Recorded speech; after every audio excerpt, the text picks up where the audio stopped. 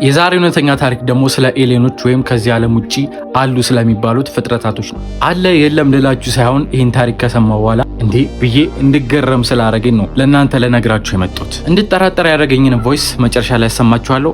ታሪኩን ልንገራችሁ። ስሙ ፍሬድሪክ ይባላል። የ20 ወጣት ነው። ሚስጥራዊ ስለሆኑ በራሪ አካላት ማንበብ፣ ከሰዎች ጋር ማውራት ያስደስተዋል።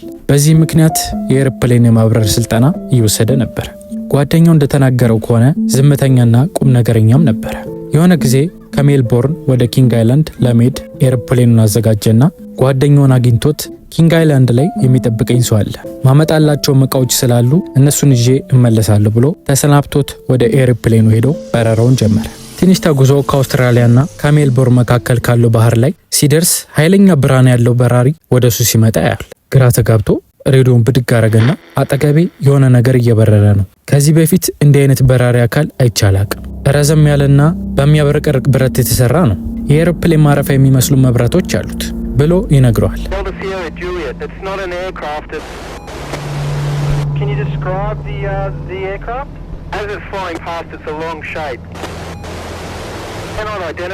የአየር መንገድ ትራፊኩ ግን ጂፒኤሱ ላይ ምንም የሚበር ነገር ሊታዩ አልቻለም። ምንም የለም እኮ አጠገብ ብሎ ይመልስለታል። በራሪ ወደ ፍሬድሪክ ኤሮፕሌን በፍጥነት መጣና ከሱ እኩል መብረር ጀመረ።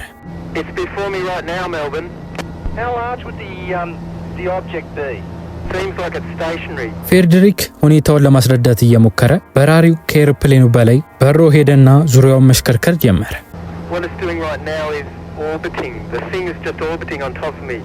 It's also got a green light and a sort of metallic like it's shiny on the outside. የፍሬድሪክ የመጨረሻ ቃል ይሄ ነበር። It's hovering and it's not an aircraft.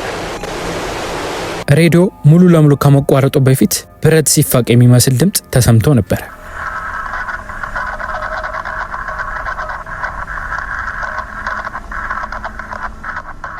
የሜልቦርን አየር ትራፊክ ሰዎች እንዲሄዱለት አደረገ። ፍሬድሪክ ሆነ ኤሮፕሌኑ አልተገኙም። በነጋታውም ፍለጋው ተጠናክሮ ቢፈልጉትም ምንም ተስፋ የሚሰጥ ፍንጭ አላገኙም። ክስተቱ መነጋገሪያ ሆነ። ብዙ ሰዎች በዚህ ታሪክና ቮይስ የራሳቸውን ቲዮሪ ያስቀምጣሉ።